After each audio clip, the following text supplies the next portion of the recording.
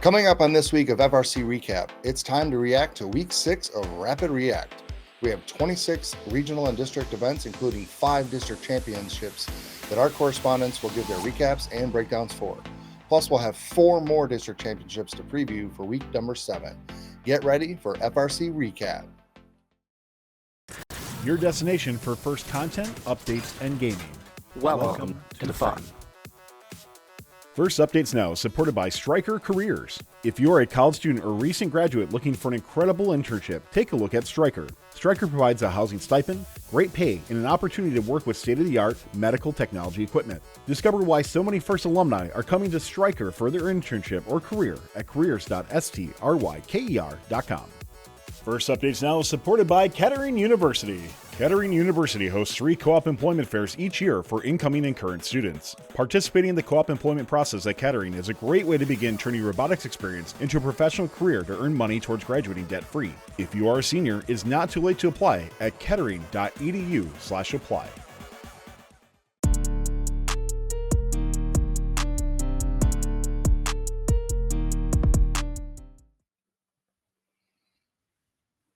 Welcome to FRC Recap for Week 6. I'm your host, Steve Londo.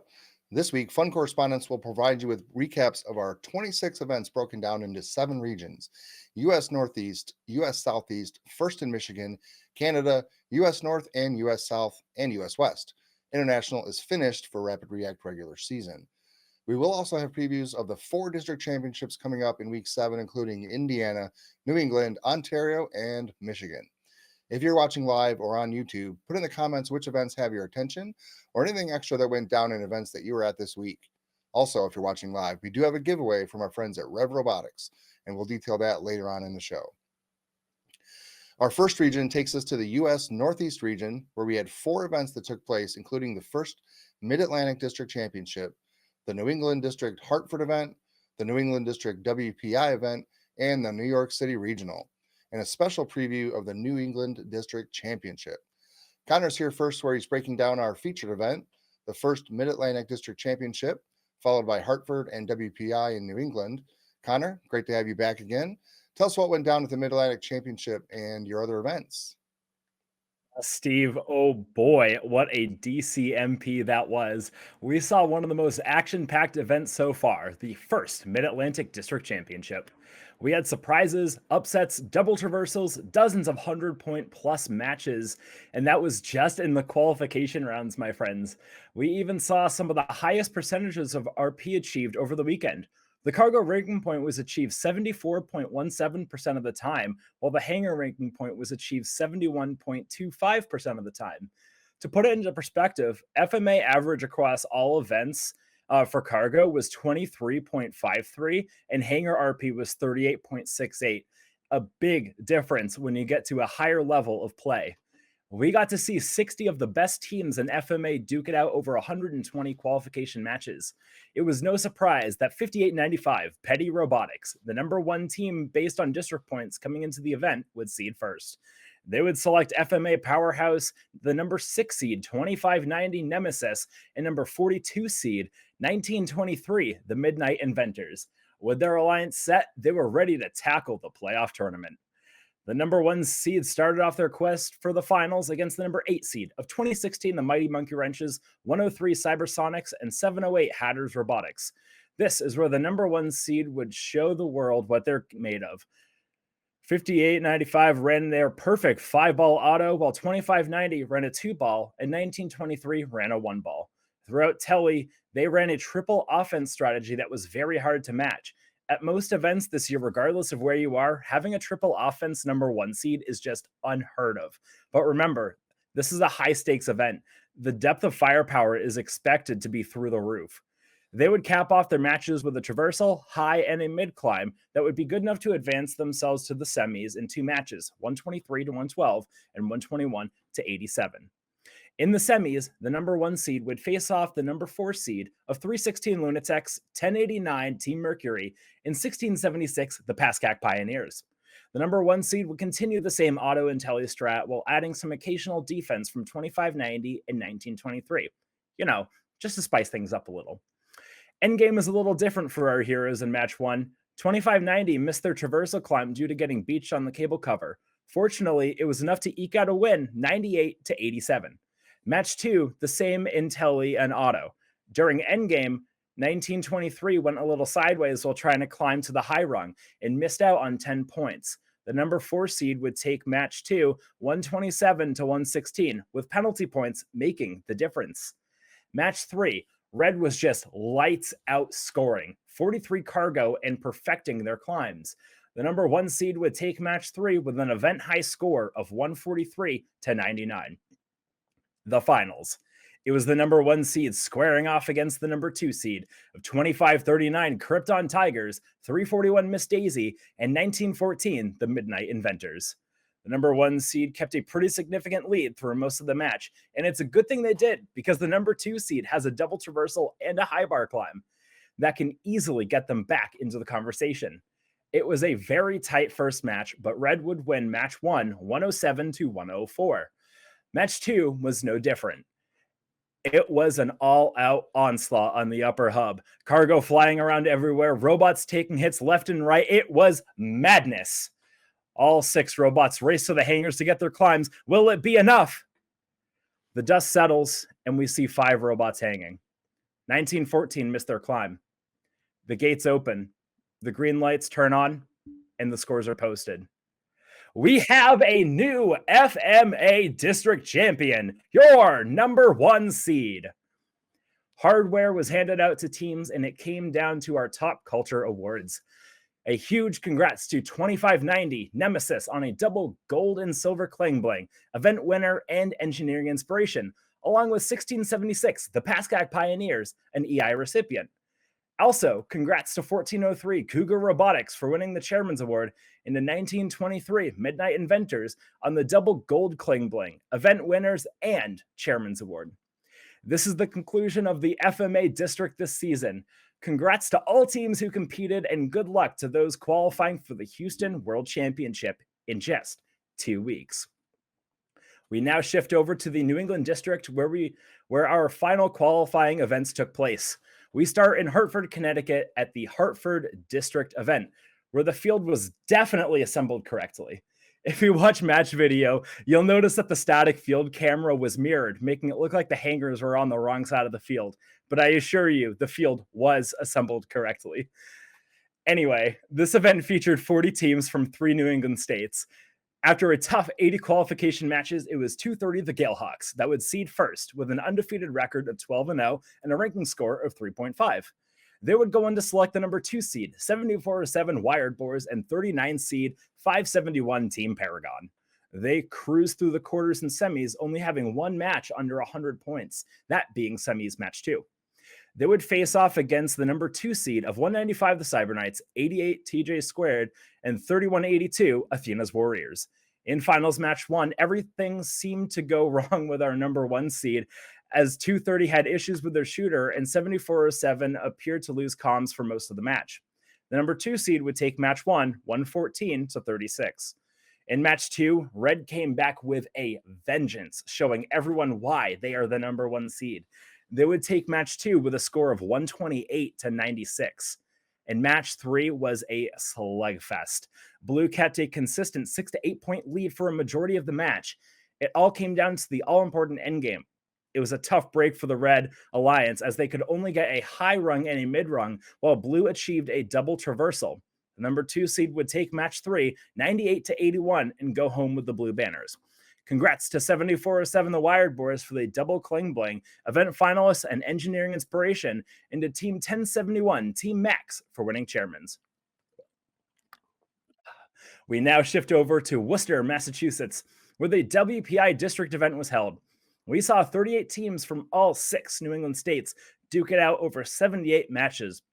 That's right, we finally had an event this year with a team from each state in New England, and it wasn't the district championship. Wow! After qualification matches were over, it was 4905 Andromeda 1 who would seed first.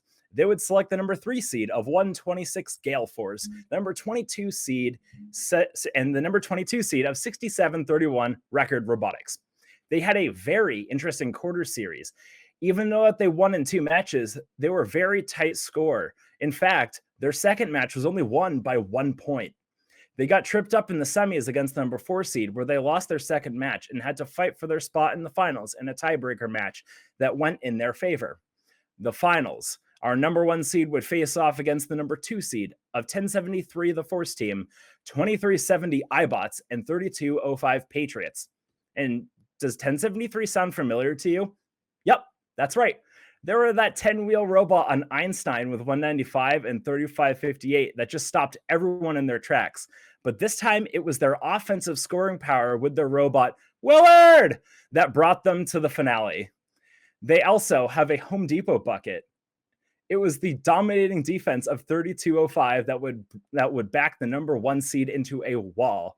They were so good at shutting down the opposition that 2370 was able to shoot uncontested, while 1073 received some hits from 67-31. In the end, the number 2 seed would win the finals series in 2 matches, 96-80 and 101-80. Congrats to 2370 iBots for the Gold and Silver Kling Bling, Event Winner and Engineering Inspiration Award, and to 61 the Intimidators for winning the Chairman's Award. Thanks, Connor. We'll talk to you again here in a bit to preview New England District Champs. Up next, we have Griffin, who's here to break down the New York City Regional from, you guessed it, New York City. Griffin, how things go in the Big Apple this weekend? 48 teams gathered at Columbia University on the Great Island of Manhattan for the New York City Regional. After 60 qualification matches with 1 unicorn match, sitting at the top seed was Manhattan Team 694 Stypulse. Their first pick was the undefeated team from Queens, 1796 Robotigers, and they rounded out their alliance with the Bronx natives 5806 Basement Lions. This alliance would prove to be New York's finest, as they swiftly won in the quarterfinals, with both matches being a difference of plus 60. In the semis, the number 5 seed put up a fight with some aggressive defense. However, the second match resulted in the number 5 seed receiving a red card due to forcibly tipping over 694 through their hanger. In the finals, the number 1 seed faced the number 2 seed of 20, the Rocketeers, 3950 RoboGym Robotics, and 2265 Iron Maidens. The first match resulted in the expected result, with Red winning by a score of 114-52. However, the second match saw the Blue have a chance to come back, as 694 yet again tipped over. However, the number 2 seed was unable to catch up to 1796, resulting in a Red win by a score of 96-80, and a win for the number 1 seed. Congratulations to 6401 8-Bit Rams on Engineering Inspiration and 5298 E-Tex Chargers on Chairman's.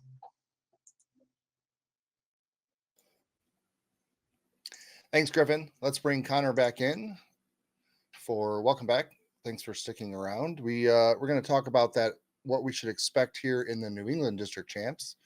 And I'm wondering who your favorites are and maybe who the dark horses to win your event are. Yeah, so I mean, hey, ladies and gentlemen, boys and girls of all ages, step right up. The show is about to begin at the New England District Championship at the Big E. So we actually, this is the first time at New England where we are going to have 80 teams at our district championship.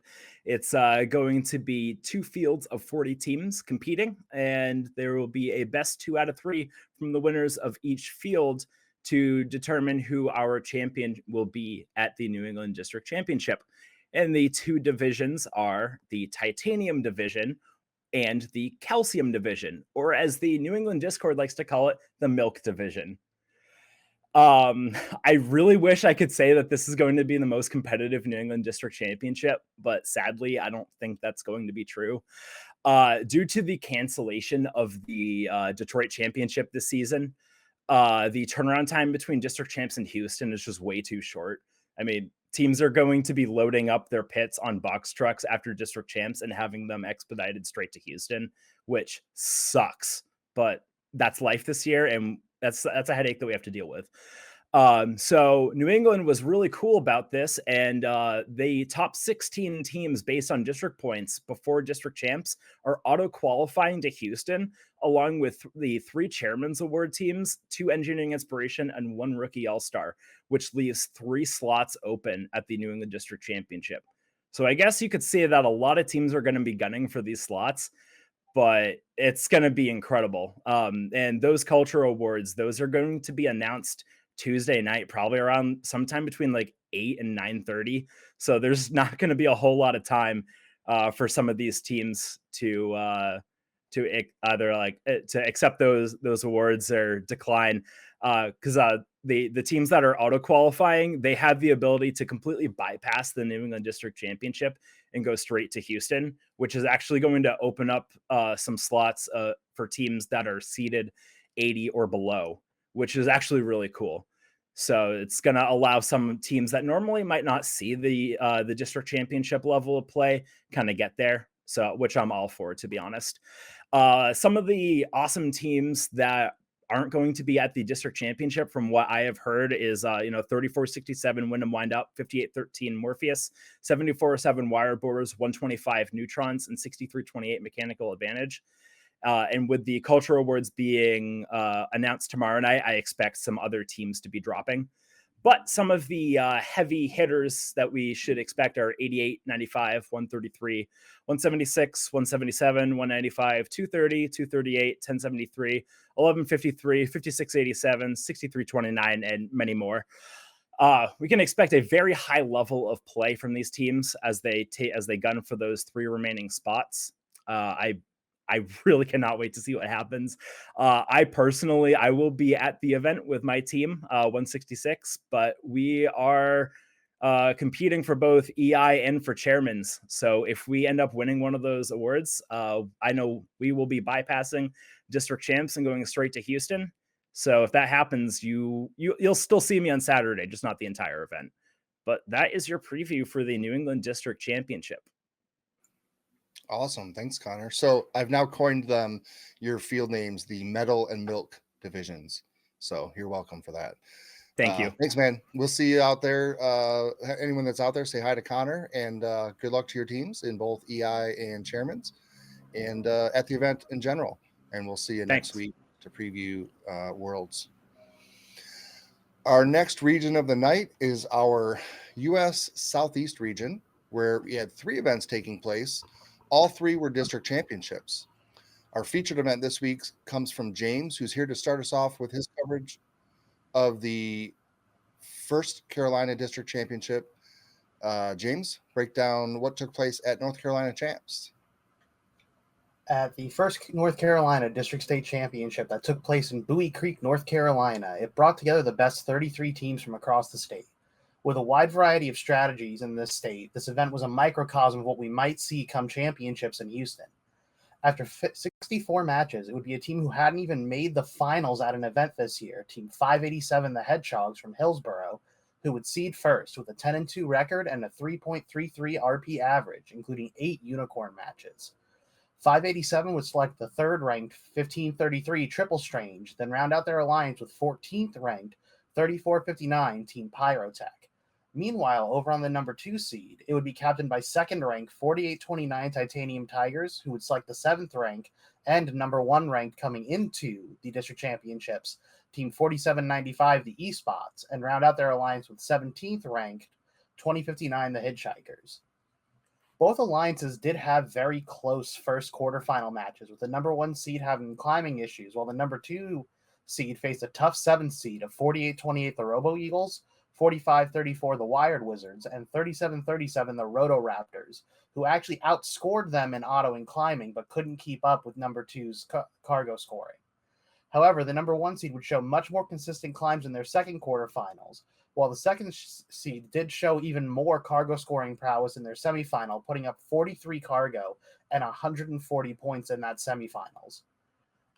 Finals 1 started with both alliances scoring 6 cargo high in auto and a tied score. With about 1 minute left, the number 2 seed would start to take a lead as 3459 would stop playing defense and would begin to attempt their traversal climb. However, on the blue side, 2059 would also begin their climb at the 45-second mark, resulting in a 6-point lead for the second seed alliance, but both sides now undefended. However, just 6 seconds later, 4795 would hit a mid-rung stalled 3459, knocking them off of their climb and allowing them to return to defense with a guaranteed traversal in their back pocket. 3459's defense would result in 4795 missing their climb.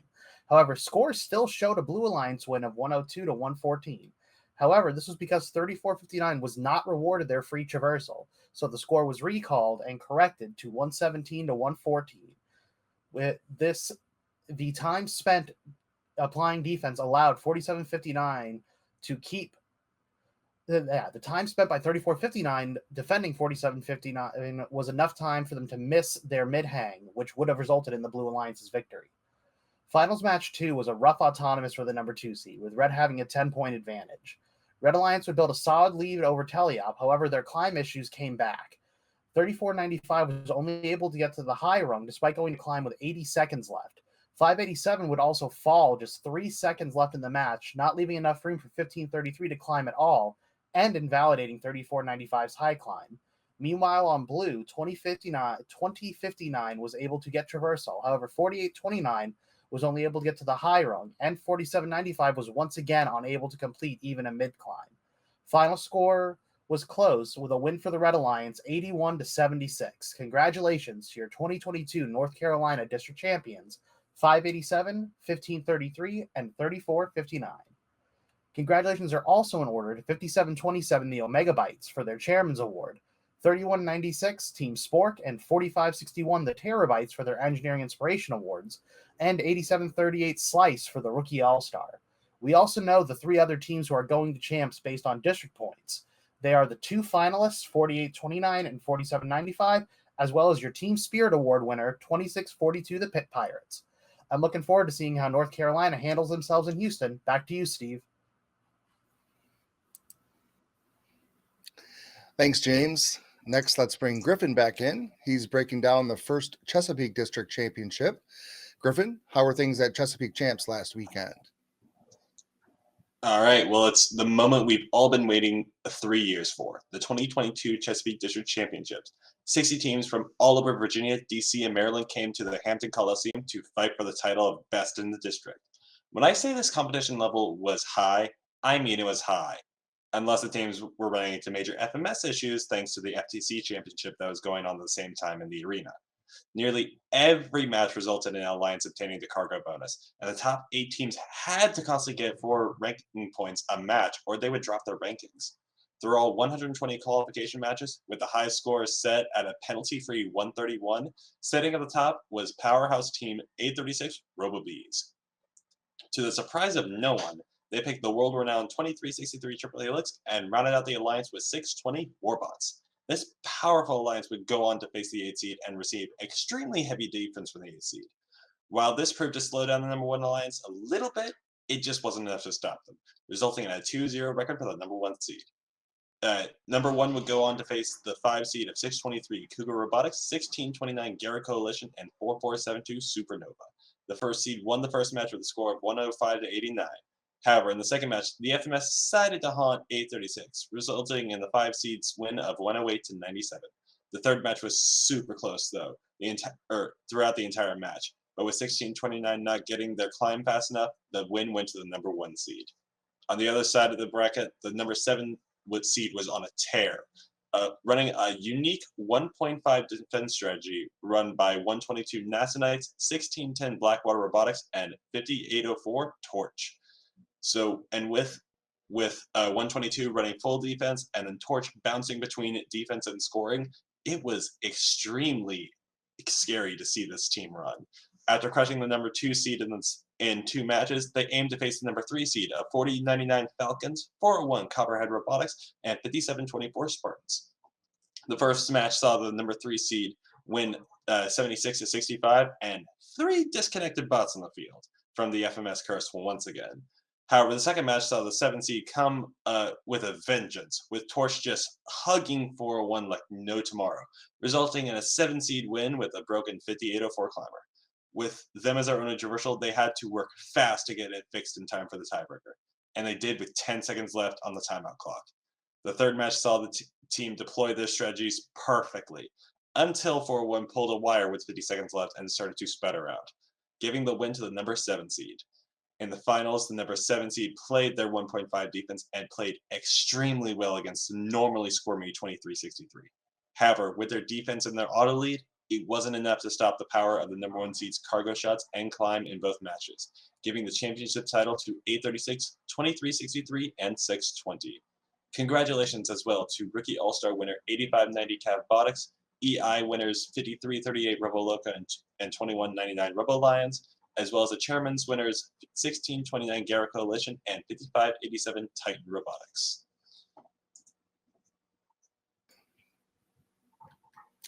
Thanks, Griffin. Finally, rounding out this Southeast region, let's bring in Justin to break down the action from the Peachtree District State Championship. Justin, good to see you again. What happened at Peachtree District Champs? Hey, I just wanted to chime in for a second. With the Northeast District and calling it the Milk Division, somebody wrote milk on my Woody Flowers jacket.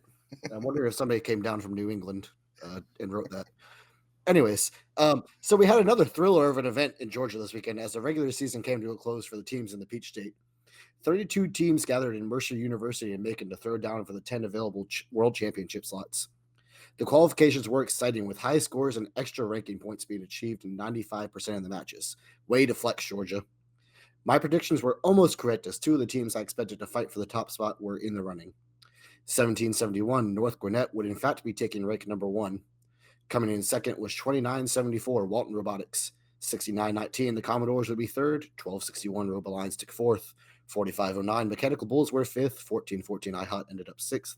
1746 Auto came home seventh, and rounding out the top 8 was 4188 Columbus Space Program. 1771 would join forces with 2974 and 7315 to form the first seeded alliance. Second seed would consist of 6919, 1414, and 7470. Teaming up for the third seed was 1261, 4188, and 8080. In quarterfinals, the first and second seeds would move on quickly. In a great back and forth series between the fifth and the fourth seed, the fifth seed would complete the upset. The third seed struggled, facing a red card in the very first match when 1261 broke the frame perimeter of 36-35, which shut them down for the remainder of the match. They would, however, rebound and win the following matches. In semis, the number 1 alliance would again make quick work of the fifth seeded opponents. And in another upset, the number 3 alliance would knock off the second seed in a pair of close, exciting matches. Heading into the finals, we have all 4 of the top scoring robots in the district on the field at once. It was anyone's guess who would come away with the win. Match 1 starts with a 6-ball auto from both alliances, red taking the 2-point lead as one of blues hit the low hub. If you picked any one time to watch during teleop, it looked like red was vastly outscoring blue, but they were volleying up 4 cargo at a time, whereas Columbus Space Program was able to shoot on the move and was keeping the score close by shooting 1 at a time while en route to collect another. Their alliance partners, the Robo Lions, were facing some heavy defense from 73-15 of the Red Alliance, and therefore unable to score as much as they had been all weekend. North Gwinnett and Walton saw some interference from 80-80, but it wasn't enough to stop the Red from taking the 20-point lead heading into the last 30 seconds. Both alliances would have a robot on the high bar, but Red would have 73-15 on the mid with their every bot style climb, and Red would take this win 120-88. Match 2, we hope for a tighter score, and it appears as though we'll have it, as Blue would take the 2-point lead in auto this round with 8 cargo scored compared to 7 on Red. The number 1 alliance would apply the same strategy with 73-15 hoarding blue cargo and harassing 1261. Further complicating things, it seemed like 4188 was having issues with their targeting and shooter hood adjustment. Unfortunately, this would be the downfall for the third seeded alliance, as they just couldn't keep up with their incredible scoring of 1771 and 2974. This year's Peachtree champions are 2974 Walton Robotics, 7315 Giganites, and the alliance captains 1771 North Gwinnett Robotics. The Engineer and Inspiration Award was won by 5900 Career Blazer Robotics and 6340 the Marist Manatees. The Rookie All-Star Award went to 8849 Storm Robotics, and earning the final Chairman's Award in the Peachtree District was 7451 Avenger Robotics. Finally, the other 3 teams who earned a ticket to Houston were 4188 Columbus Space Program, 6919 the Commodores, and 1261 the Robo Lions. Congrats, teams, and good luck in Texas. Back to you, Steve.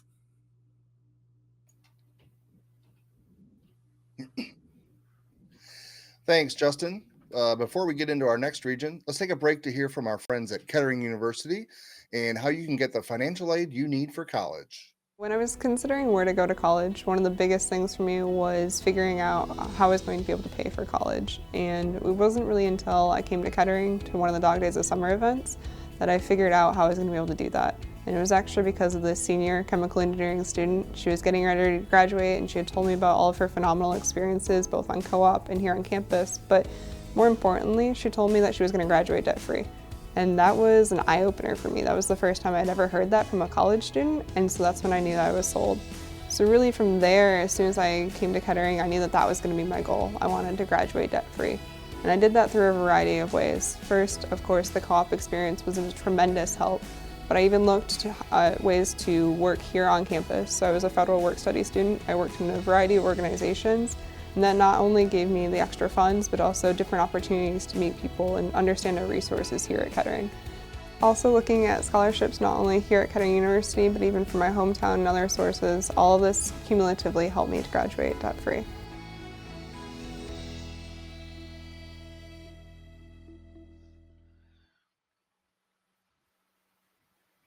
Next up is the First in Michigan District. We had 5 events happen in the Mitten State, including FIM District Walled Lake event, which I was at, the FIM District Jackson event, the First in Michigan Kingsford event, and the First in Michigan Traverse City event.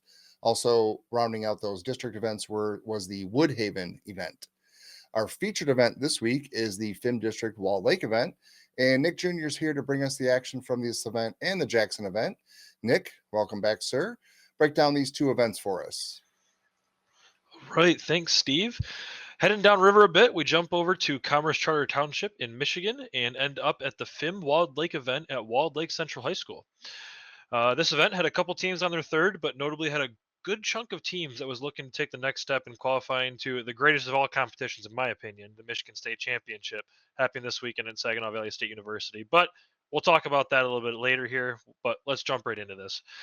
We had a few standout teams before the event took off. Team 1, the Juggernauts, Team 302, the Dragons, Team 3641, the Flying Toasters, were all big house names that were looking to secure their spot at the Michigan State Championship. 7769, the Crew, featured a great robot at Rochester and Troy, but had some software issues and were here on their third event looking to right the wrong of their season.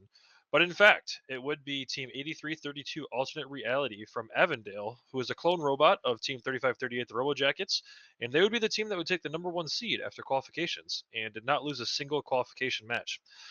Some fun statistics to share here. The quintet was only achieved 13 times in all of qualifications for a total of 8% of the opportunity available. And the cargo RP bonus is only achieved 25% of the opportunity available, and only 13% of the matches resulted in a unicorn match. Moving into the elimination rounds, as stated, 8332 Alternate Reality would be the number 1 seed, and they would go on to select Team 7769, the Crew, as their first pick. That would then put Team 3641, the Flying Toasters, into the 2nd seed, and they would select Team 302, the Dragons, as their first pick. Although their representative actually noted 308 and had to do a quick switch and had to note 302 was their actual pick. 7178 Yeti would be the number 3 captain, and they would select 5505 V2 Volt Squared. And that would put Team 1, the Juggernauts, into the 4 Alliance captain, and they selected Team 5167, the Vibots, from Marysville. While we were on this point, I want to note something. 5167 has, in my opinion, the most accurate catapult shooter that I've seen in the state, and maybe even in the country outside of 971. I swear the thing does not miss, and man, is it cool to watch. Going into the quarters, the number 1 seed did not have any issues. The 2v7 was a bit interesting, very tight match scores. They did push to 3 matches, but ultimately it would be won by the number 2 seed, captained by 3641. The 4 seed and the 3 seed both advanced without issues in 2 matches. Going into the semis, this is where things would get interesting. The number 1 seed did not skate their way through as they did in the quarters. It would be a close 2 semifinal matches versus the Juggernauts and the Vibots Alliance. The number 1 Alliance would make it through, but only by a score of 74-71 in the first match and 113-100 the second match, the highest combined match score of the event. But the number 3 seed would not go away as well. The 3 seed would take match 1 against the 2, but drop match 3 by only 3 points, but ultimately would win the series and punching their ticket to the finals by beating the alliance of 302, 3641, and 5214 by a score of 76-47. In the finals, they were close. In match 1, the number 1 alliance, consisting of 8332, 7769, and 6120, would take the win by only 8 points. 83-32 is said to have some feeder issues going into match 2, but 77-69 would carry the load to win of 86-63 and be crowned the first in Michigan Walled Lake District champions. Chairman's was taken home by Team 302, the Dragons from Lake Orion, to punch their ticket to the Michigan State Championship, and Engineering Inspiration was taken home by Team 3641, the Flying Toasters. Moving on over to the west side of the state, we head on over to Jackson, Michigan for the first in Michigan Jackson District. Although this event did not have any of the normal top tier robots in the state, it still was a great event that was hosted and really did not disappoint. 5084 FridgeBot was one of the hot robots coming into this event, being on their third with 2 top 3 finishes in the rankings and no event wins, so looking for that first event win of the year. 3655 Tractor Technicians also looked to be another highlight of this event, and they were on their second, looking to punch their ticket to the Michigan State Championship. Qualification matches were played, and the high score at this event was in the 7th qualification match with a score of 121 with 16 foul points. After the qualification matches were concluded, it would indeed be 5084 FridgeBot who would be the number 1 seed for the second time this year, and they would go on to select Team 3655 Tractor Technicians, who is the number 2 seed after the quals. 5205 Full Metal Jackets would move up to the number 2 Alliance captain, and they would select 2611 Jacktown Vectors. 7166 Red Thunder Robotics is moved into the number 3 seed, and they would select Team 3536 the Electro Eagles from Heartland to round out the top 3 alliances. In the quarters, there would be no upsets, but the 3 seed consisting of 7166 and 3536 did have some trouble getting through the number 6 alliance, as they did need to go to 3, but the 3 seed would indeed prevail.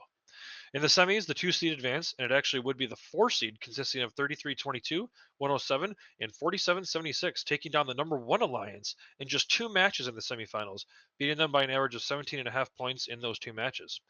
In the finals, it finally would be the number 4 seed who prevailed with the championship, taking down the number 2 seed in 3 very close matches.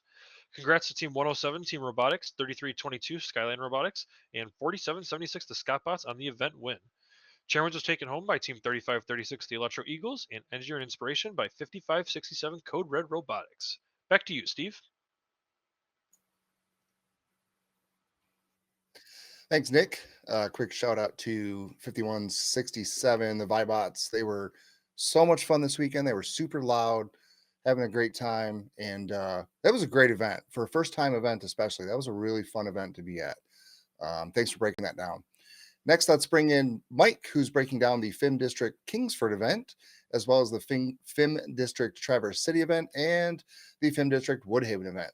Mike, good to see you again. What do you have for us? Thanks, Steve. Kingsford was our final UP event for the season, located basically on the Wisconsin border on the far west side of Michigan. It was a surprisingly strong event for the UP, with 26% of alliances achieving the cargo RP. And that was helped by Southeast Michigan visitor 5114, the Titanium Tigers out of Fenton. And they were hungry for a win after they missed they missed it in Lansing. So this was their 3rd district. They had a disappointing finals exit previously. They went undefeated in qualifying, seeded first, and selected 5th ranked team 4392, the Deceivers, and 7768, the Iron Hill Automatons. 4392 being the first pick's noteworthy because at Escanaba they ranked 35th and went unpicked. So they've really turned it around from their first event, and they have a swerve drive and a turret, so it's a pretty complicated robot, and they just need to work the bugs out. So number 1 seed would breeze through quarters and semis with an average winning margin of 60 points. So they were really crushing it. They would go on to face the number 2 alliance, captained by our typical UP favorite 4391, the Brave Bots. They selected the other UP favorite 2586 Copper Bots and 4827 Minor Botics. Both alliances ran a 2 swerve robot offense with a 3rd bot playing D, and Red came out with in Finals 1, Red came out with a huge advantage out of Auton, but with 30 seconds left in the match, 30 seconds into the match, their defense bot 7768 stopped moving, and then something went wrong with 4392, and they switched to defense for the last minute of the match. So number 2 alliance was able to put up more tally-out balls than Red, but climbs being dead even, Auton advantage won out, so the number 1 seed would take it 91-81. Match 2, everyone was back to functional. Coming out of Auton was much closer, but the defense of 7768 and the offense of 4392 really put the number one alliance ahead. They showed what they could do and put up 30 balls in teleop, which resulted in a winning score of 114-79. So congrats to 51-14, 43-92, and 77-68 for the win. And to the finalists, 25-86, 43-91, and 48-27. Chairman's went to 66-37, the Beta Wolves. This is their first chairman's, but it's their second Blue Banner of the year. So it's a great season for those guys. EI went to 78-26, Marquette Robotics, and that is their first EI. There were no rookies at the event, so Rookie All-Star was not awarded. Heading down the Mackinac Bridge over to the northern Lower Peninsula, we have the Traverse City event, where it was proved that you can still rock the logo in Week 6.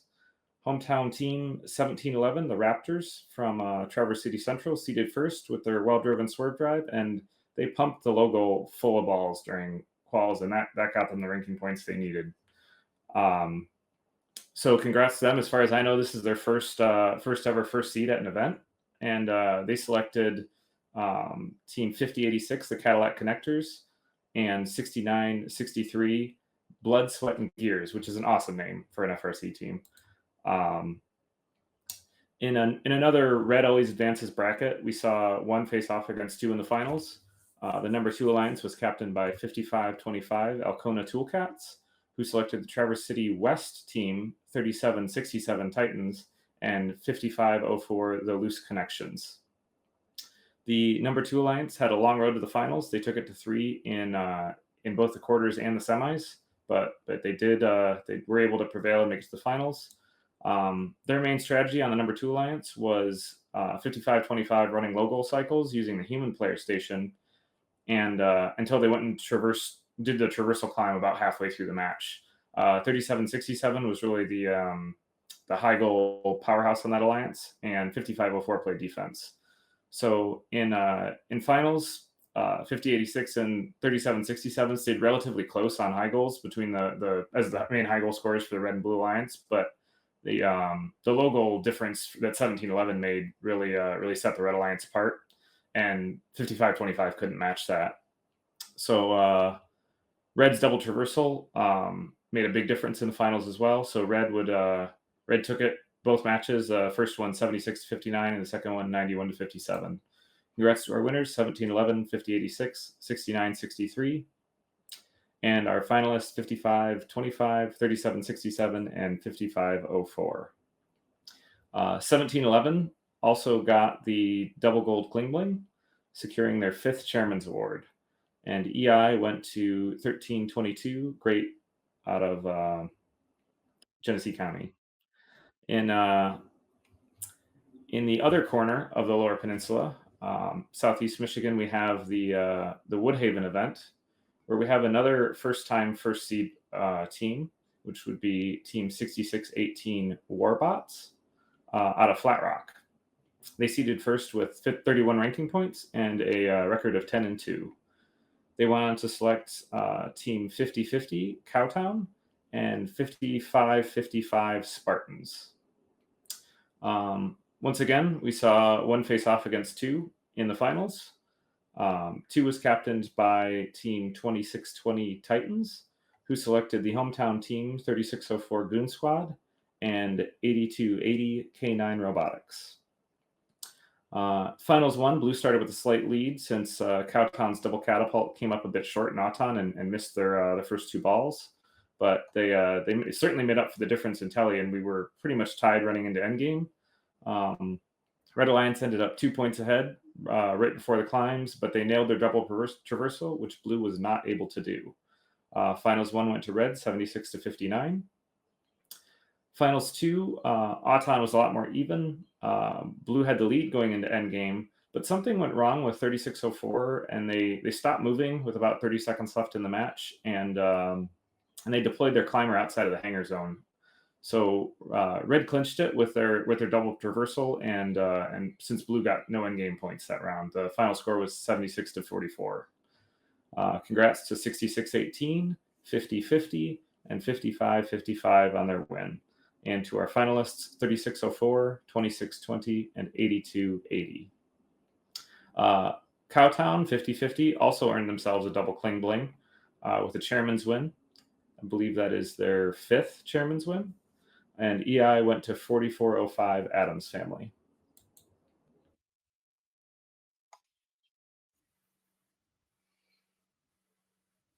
Thanks, Mike. Stick around. Let's bring Nick back in. Thanks for hanging around, Nick. Yeah, no So problem. let's preview MSC here. Divisions weren't out yet last I checked.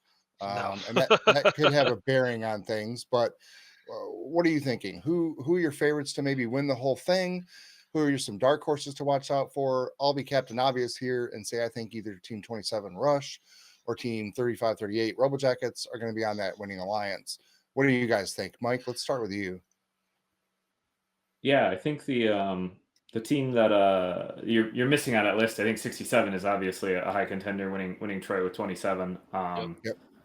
And I mean, the biggest thing here is that the team that's got to win, they got to be consistent, they got to be reliable. You can't be breaking, you can't miss your climbs, you can't take intake penalties, and your third robot's got to be under control. Yep. And you got to steal a good defense spot. I mean, the scouting is key to this event because this is an efficiency game. I think there's a number of teams in the top that any one of them could win it. Right. I mean, if you look at the OPR charts, like those 3 teams are pretty high up there. But Yep. I mean, Bedford's putting up more telly-up balls than anyone. Right. 10-23, and then there's a whole group of people that are just right behind that. If one of those guys has a bad match, they could easily beat them out. Exactly. Yeah, I guess I'll kind of go off of there. I think, at least in my tiers that I look at it, I think 27 is probably the best robot in Michigan, and I don't think anyone really argues with that. But from there, I think you drop to, and it's not a far drop, but you drop a little bit to probably 10 or 15 teams that are like within, needles of each other. And I think, 67, 35, 38 are probably towards the top of that list. But, like I think 2 things are going to happen. One, it's really going to come down to scouting, as it always does at MSC. It's easily the deepest event that we're going to see. Normally I would say throughout the whole year, but champs this year is going to be very deep. But compared to when it was split, I think MSC was more deep than North champs personally. But we're going to see that. I guess a few disclaimers that I wanted to take this platform to share. For all the FIM teams watching, there is no full field practice that includes FMS this year. I know in the past it was in the back of the pits area where there was a full practice field that you could run practice matches on throughout the whole weekend. That is not happening this year. There will be 5 wooden practice fields set up. So I wanted to get that out really quick. If you're a student watching this show, Kettering University is actually hosting a small career fair during the event. So if you haven't got the chance to take a look at that, it's all over the First Michigan website as well as Kettering's website. Take a look at that. And then Kettering, if you're a mentor watching the show, Kettering is also having a mentor exclusive lounge to kind of relax at the event. So look for the giant Kettering arch at the event, and you'll be able to take a look at that as well. But I think it's going to be definitely. MSC never disappoints. There's just nothing really to it. But in my opinion, if 27 is at least not in the finals, I'll be pretty disappointed because that's definitely the best robot they've built ever, in my opinion, and I really think it's theirs to lose. So. Yeah, I tend to agree with you, and it's the best one that I've seen for sure. And there's a lot of teams. I only named the top 2 that not even the top 2 necessarily, but I just gave you obvious choices. There's so many competitive teams here in Michigan. I mean, you've got the engine nerds that are always up there competing. You've got Strike Zone, who this year has been phenomenal. You've got some teams that may have been improving along the way. I won't name any names, but they might surprise some folks this coming weekend. But, and I guess one team about. I'm looking to take a big step is, to be honest with you, 33. I think that they've had a rough Detroit event, really stepped it up for Belleville, and they've had 3 solid weeks now to get it figured out. I fully expect 33 to be in the finals of their division, if not on Fimstein. So for sure. And the funny thing is they I won't say they struggled, but they definitely could have gotten better as they've gone, but they've still walked off with 2 blue banners. Yep. I mean, you can't complain if you're 33. So I always expect them to be competitive. It's the bees. I mean, what else is there to say about that? Exactly. But anything else, guys, before we go? Jim knows what he's doing over there. So go ahead, Mike. Just a little. I want to call out a few more teams that we haven't traditionally given attention to, right? 5675 Wired Cats is looking awesome this year. Titanium Tigers, who I just mentioned, won Kingsford, but they're putting up as many balls as anyone in the Lower Peninsula. Yep. 2075 is traditionally not a huge contender at MSC, but I think they will be this year. Mhm. And then you got 5712, right? We hardly talk about them, but they look awesome this year. House of Cards, Biting Bulldogs, Gems, Fighting Pie, if they can keep it together, Mhm. they gotta work.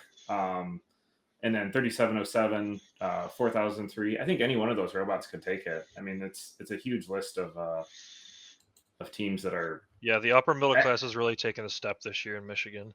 Yeah. Well, and That's the way to put it. you, But you mentioned 3707, a former world champion, another former world champion, 2-time that we didn't even mention, 2767. I mean, they're Yep. always yeah. amazing, and we didn't even Right. bring them up. yeah, Like, and they'll take you a big cannot step at sleep on MSC that too. team. So They always do. it's gonna be They're a always fun one. phenomenal. If you're there, I'll be there. Mike will be there. Steve will be there. Tyler's also going to be there this weekend. So feel free to say hi to any one of us, and we'll be more than happy to chat with you. Yeah. And hey, Nick, don't take any telescoping climbers to the face at Oh, MSC. thank you, That'd be thank good. you. Yeah, that is what the scar on my face is. I took a telescoping climber to the face on Saturday. So don't recommend. So heal Thanks, up, Steve. heal up. And thanks, guys. Thanks, Mike. Thanks, Nick. We'll see you again here to recap one of the divisions. Nick, we'll see you in here to recap one of the divisions in the first Texas state champs, and Yep. then MSC next week. MSC too. Cool. Thanks, Steve. Yeah. Thanks. Up next, we've got a couple of multi-day events from Canada that took place over this weekend. And so Habe is here to break down the first one.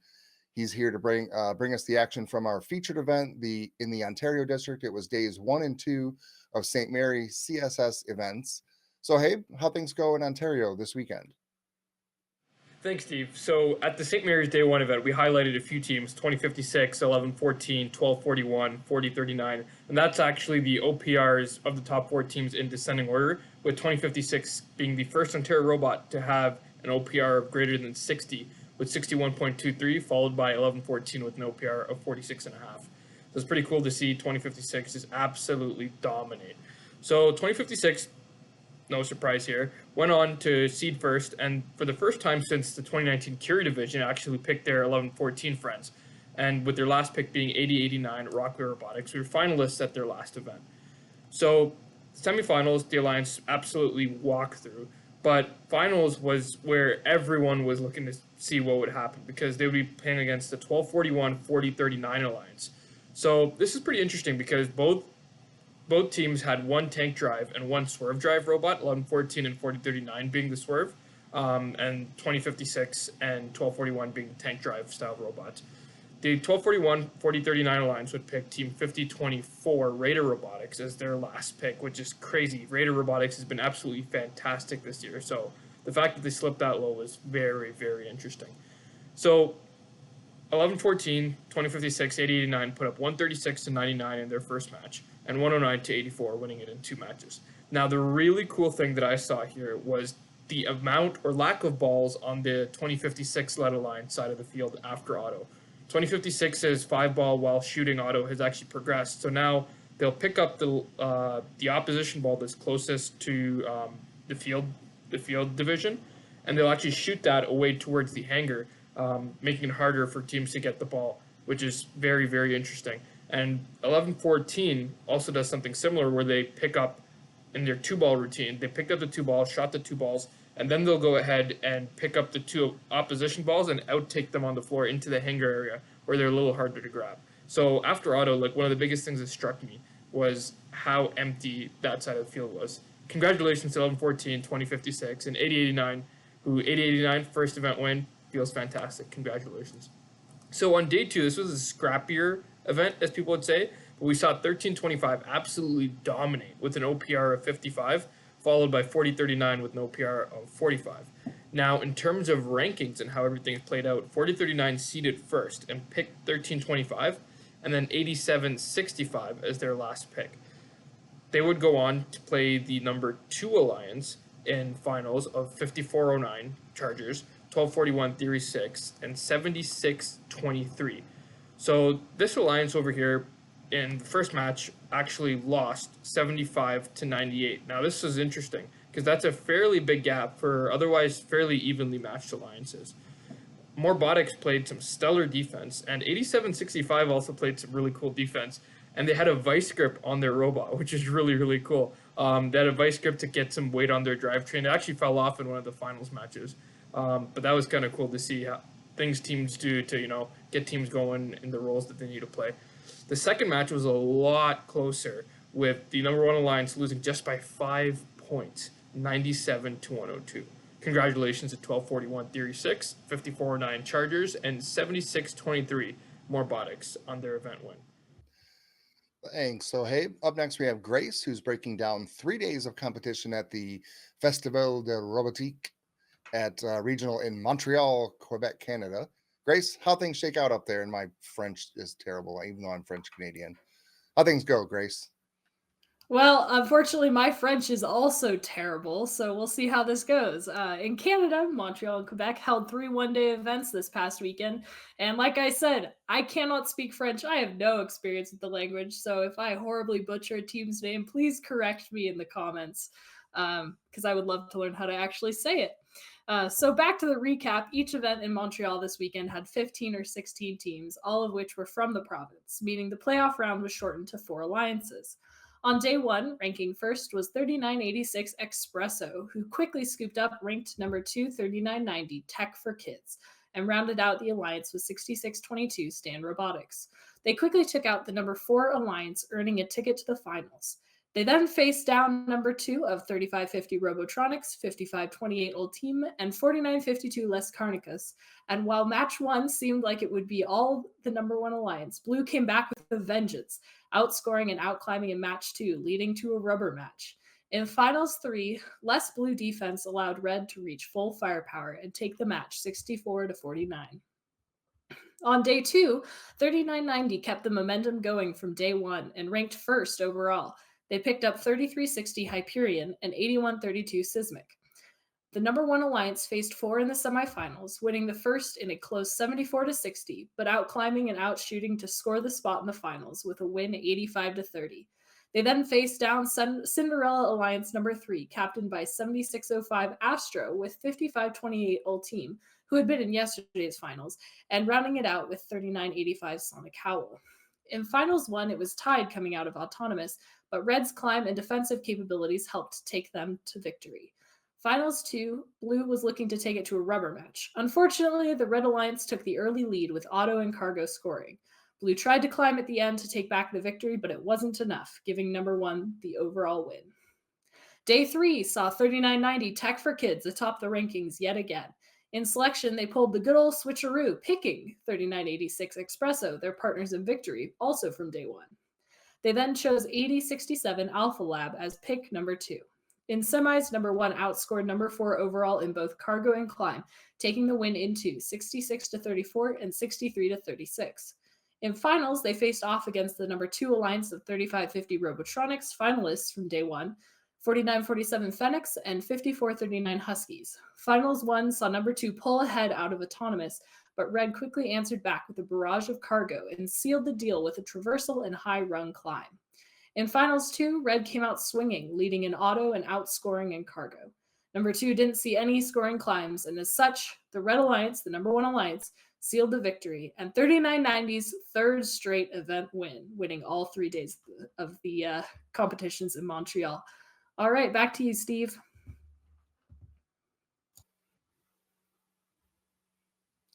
Thanks, Grace. We'll see you in a little bit later on in the show. Let's bring Sohaib back in, who's going to preview the first Ontario Provincial Championship for us. Sohaib, welcome back. What can we look forward to at Ontario Champs? And if there's teams that we should be watching, also if there are any sleeper teams or dark horse teams that could maybe surprise us. All right, folks, it is time for the Ontario Provincial Championships 2022. The first provincial championships in Ontario since 2019. And boy, do we have a show for us. So, in terms of OPR, the highest OPR team in Ontario right now, surprise, surprise, OP Robotics, team 2056, OPR of nearly 60. The number 2 team on that is Waffles 4476 with a big gap to 47. So, this will be really, really interesting. We saw teams like 2200, the number one ranked team in Ontario right now in terms of district points. They competed early, their first two events. It was actually in one day. They competed at the first event, separate days, in Ontario, and they won both of them handsomely as a number one seed. They also won some awards. They ranked number one. However, people are talking about, hey, that robot won early. Can it win late?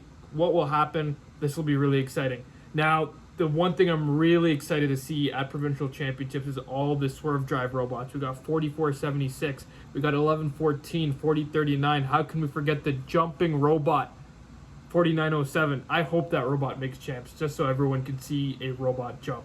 That's the coolest thing ever. And we have a jumping robot with 7480 swerve drive. Like, it's absolutely insane what we're going to see at district championships. What we started to see is teams really start to fine-tune their robots. 2056's auto has just been building and building.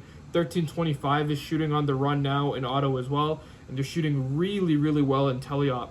It'll be really exciting to see the different auto modes, what teams are doing, the coordination, the little chess game. We saw at the St. Mary's Day 1 event where 1114 and 2056 basically emptied their side of the field of balls in auto. So this will be interesting to see what teams do.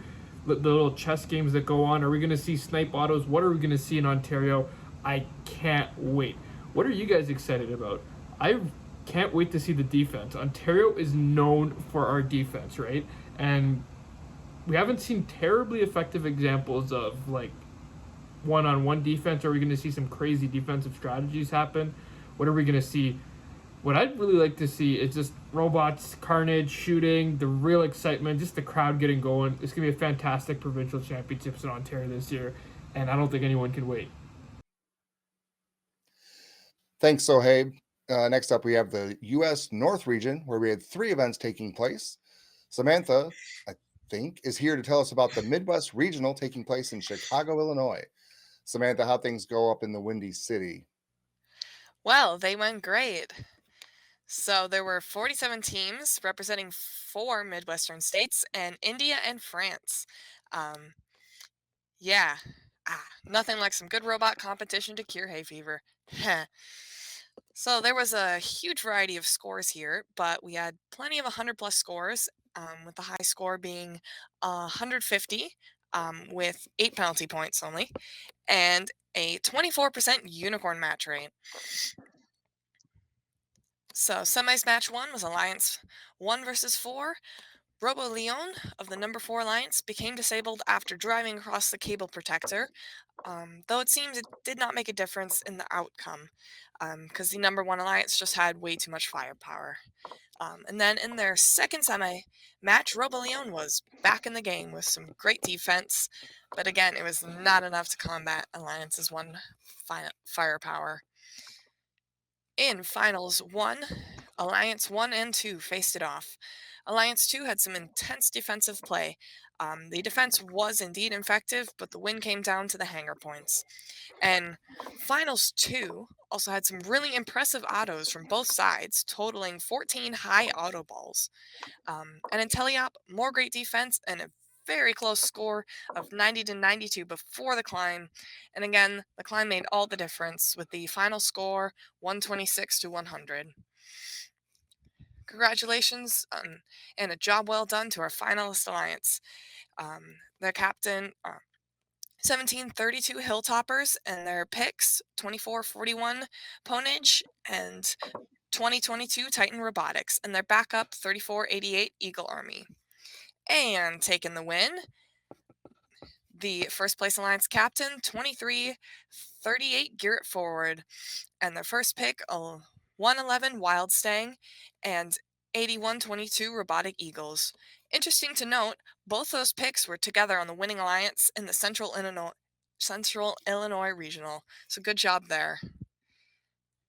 And to finish it off, our Rookie All-Star Award went to 8868 Team Athena from India, and our Engineering Inspiration 2451 Ponage, and the Chairman's 3061 Husky Robotics.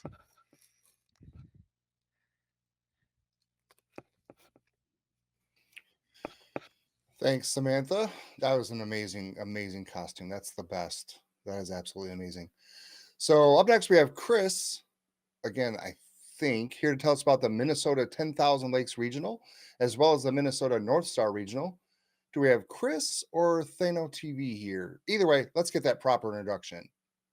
Well, I do believe it might be a little robot-y up in here, so I think we're going to go with Thano today. So we will start out with the one and only Minnesota 10,000 Lakes Regional, presented by Medtronic. Because they just have, oh God, everything's gone wrong. That was the way, oh, there we go, technical issues. All right, the Minnesota 10,000 Lakes Regional, presented by Medtronic. 55 teams battle it out through 92 qualification rounds. We would see the typical 1 versus 2 seed in the finals. The number 1 red seed would be made up of 2202 Beast Robotics. Their first pick would be 3630, the Stampede. And they would round off with rookie team 8516. The number 2 Blue Alliance would be made of the captains 2502, the Nightcrawlers, 7028 Binary Battalion, and rounding off would be a 3082 a Chicken Pot Pie. So Blue would go into the first win and only win it by 2 points, though Red team would turn things up just like that field timeout Bohemian Rhapsody enactment. Red would go on to the next 2 rounds with an out auto, cargo, and climb on the Blue Alliance. So congratulations to 2202, 3630, and 8516 on their win. And congrats to 525 on their chairman's win, 6420 on Engineering Inspiration, and 8516 on their Rookie All-Star Award. Which then moves us on over to the North. Hold on. The North Star event, which is where the human tether for myself was, where we saw 53 teams and 1 very confused bird flying around. We would see 89 matches of qualifications and no team would go undefeated. With a very even playing field and no crazy like powerhouse teams out there, matches would be close and the battle could be any alliance winning it. And this is where we would see in the quarters the very first 8th seed upset over the first alliance. We would see captains 4663 Cyber Tigers, their first pick 3130 the Errors, and rounding off with 3206 Royal T-Rex. They would take out that number 1 alliance 3276 Toolcats, 5464 Blue Jackets Robotics, and 5275 Time Bots. Unfortunately, they would lose to the number 5 alliance in the semifinals. So we would see a semifinal, or we would see Red Seed 5 with captains 2239 Technocrats, their first pick 2883 Fred, and 2129 Ultraviolet face off against the number 3 seed in blue, made up of captains 3928 Team Neutrino, 2987 Rogue Robotics, and 6749 Terabytes. The Red Alliance would take round 1, but the next 2 rounds we would see Blue step up their auto game and their cargo scoring. And with everyone climbed at the end on that blue rung in that 3rd match, it would be more than enough to secure their win. So congrats to 2987, 3928, and 6749 on their win. Also taking home the double gold bling bling, 3928 on their chairman's win. And also congrats to 1816 on Engineering Inspiration. And also my dad on Volunteer of the Year Award. Thanks. Back to you, Steve. Thanks, Chris, and congrats to your dad. Next up, we have Zach, who is going to preview the Indiana State Championship for us. Zach, welcome back, my friend. What can we expect in Indiana for this weekend? The first Indiana State Championship will take place this coming weekend at the Rose-Hulman Institute of Technology in Terre Haute, Indiana. It will feature 32 different teams from all around the state. Throughout district play, 2 teams set themselves apart from the rest of the competition. All eyes will be set on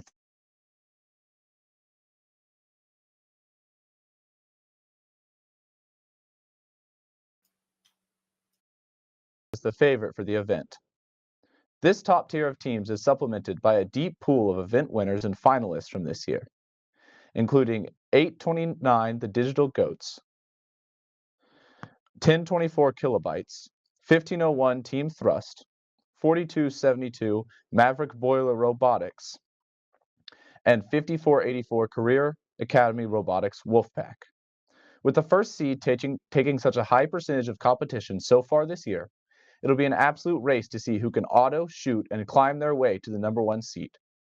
Will it be one of the competition favorites, or will a dark horse rise up out of the ranks?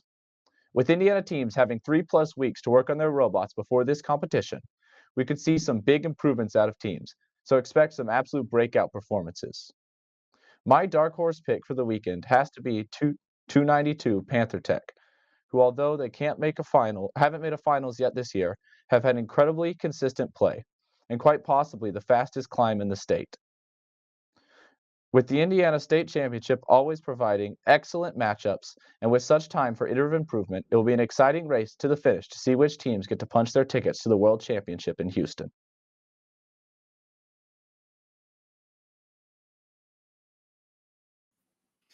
Thanks, Zach. Stick around. We'll see you again in a few minutes, I hope. Up next, we travel down to the South region, where we had 3 events taking place this weekend, including the Texas State Champs, the Greene County Regional, and the Rocket City Regional. Nick Jr. is stepping in to recap the Apollo Division from Fit State Champs. Oh, but wait. There we go. Nick, what happened in the Apollo Division? Thanks, Steve. Heading out just a bit out of my jurisdiction normally, approximately 1,400 miles, we head on over to the George R. Brown Convention Center, where the championship will be held in just 2 short weeks, to the First in Texas District Championship. This is the first year that Fit Champs has featured 2 divisions, and we'll be taking a look at the Apollo division specifically here. Wanted to point out here that First in Texas 100% takes the win for the best district championship division names, as I'm not really a fan of the FIM ones, as I'm from FIM, and I don't like how they're named with their sponsors. Nothing against sponsors, but I think Apollo and Mercury has some very cool names here. But coming into this event and this division looked to be truly awesome. We had veteran Texas powerhouses, 118 the Robonauts and 148 Robo Wranglers, looking to make a Space Cowboy pair up for another time. But it's time to officially introduce the new Texas powerhouse and UIL state champion, 6800 Valor. Honestly, there is nothing not to like about this team, and their head coach is Michael Ray, who is a 27 Team Rush alumni, and I gotta give them some love because he is from FIM. But man, this robot is sleek. 6800 would take control of the number 1 seed in quals and never really looked back from this. 148 and 118 both floated in the rankings as they both had some struggles, paired with 118's brutal match schedule, but in the end 148 would end up seeding number 2 and 118 would end up seeding number 4. 2468 Team Appreciate seeded number 3, and 4639 the Robo Spartans would seed number 5 to round out the top 5. 6800 Valor would go on to select 148 the Robo Wranglers with their first pick to pair up for an all-black everything alliance, and 2468 who would then be the 2 alliance captain, would take 4206 Robovikes to pair up. 118 would then be the number 3 seed captain, and interestingly, they would select rookie 8749 Farmersville Robotics from the 17th seed to join them on the number 3 alliance. Heading into the elimination rounds, going into the quarters, everything played out as it should have, except the 3v6 matchup. The 6th seed, captained by 2582 Pantherbots, Pantherbots, who selected Team 8088 and 4153 to join their alliance, would actually upset the number 3 seed, captained by 118 the Robonauts, marking their first quarterfinal exit at the First in Texas District Championship. The 6th seed had a great strategy to counteract the power offense from 118 and came out of that matchup moving on to the semis. The 4 seed would take the win over 5, and the 2 seed would take the win over 7, and including the 1 seed taking the win over 8. Important to note here that there would be no matchups that would be pushed to a tiebreaker in the quarters or the semis, but the finals would be pushed to 3 and be interesting. Ultimately, 148 had some comm or robot issues throughout the finals and would actually drop match 1 by only 3 points, with a score of 119 to 116 with the Blue Alliance coming out on the win. But they would come back with a punch in match 2, and the Red Alliance would take it by 31 points, with a score of 128 to 97. Finals 3 with everything at stake for both alliances here to move on to the First in Texas State Championship matches, and it would be a close one as well. But ultimately, it would be the Red Alliance, captained by 6800 Valor and 148 the Robo Wranglers, as their first pick, would take the win and be the Apollo Division champions with a score of 126 to 109 in the final match. Back to you, Steve.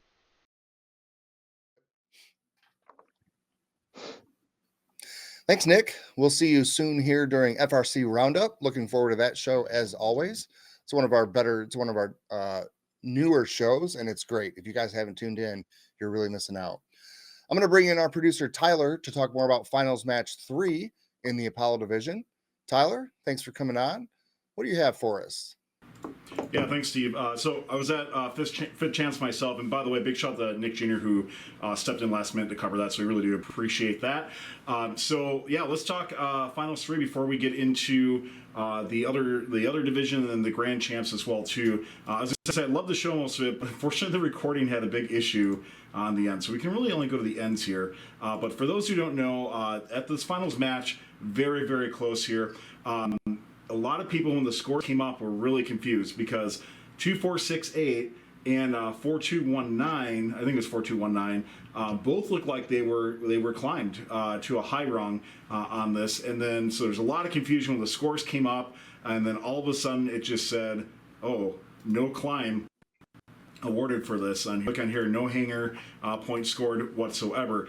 We were told, and also talking to a member of the Blue Alliance as well too, that the climbs weren't, the robots were being supported, therefore the climbs did not count, which is why the Red Alliance took this match. But if you do the math on this, if you had added the 20 points, Blue Alliance wins this match and takes it. So a nail biter nonetheless, but congratulations to all the teams. Just want to step in and just tell a little about what I heard down there, talking to a couple of people, a little bit more on what happened this match, but absolutely crazy in regards to this finals. And we're actually going to get in, Steve, to the next set as well too. So I think we can just hop into about the Mercury division, and then I'll do my bit on finals as well. Do you mind if we just hop into that? Yeah, sounds good. All right, let's talk more about it. The Mercury division at FIT Championships may not have looked as deep as Apollo, but there were definitely some amazing teams at this event and some incredible matches that were played. 3310 was clearly the overall favorite going into this division, and they would seed first, but there were some very other notable teams attending, including 624, 1477, 2687, 3005, 3847, 8177, just to name a few.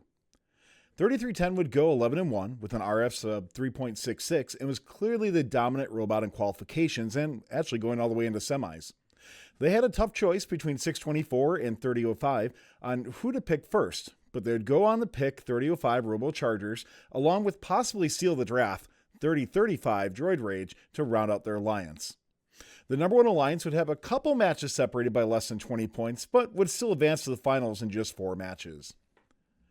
Over on the other side of the bracket, the number 2 alliance captain, 624 Kryptonite, would select the number 3 ranked team, 3847 Spectrum, who really turned on their level of play in the last few matches that they had in qualifications, and they would go on and pick up 7616 Cerberus on the way back. Even more so than the number 1 alliance, the number 2 alliance would cruise through their 4 matches to get to the finals, with an average win margin of 60 points. Finals were tediously close here. In Finals 1, 3035 would miss a cargo shot to give Blue a 4-point lead going into auto. 7616 on Blue would seem to be playing almost a zone defense instead of directly going at one team or another. And unfortunately for Red, 3310 had issues scoring cargo and would have to go on the defensive. With about 30 seconds left, 3310 did seem to be able to get their shooter going again and would take advantage of an open field to close the gap. With 18 seconds left, 3310 went on to climb with 3005 for a traversal and would climb with just about 7 seconds remaining. On the blue side, Spectrum went to climb, but as they went to grasp for the traversal rung, would slip and fall with just about 10 seconds left. A little bit of foreshadowing later on too. 624 was able to quickly go over and get a mid-run climb to give Blue a 2-point lead and take match number 1, 119 to 117.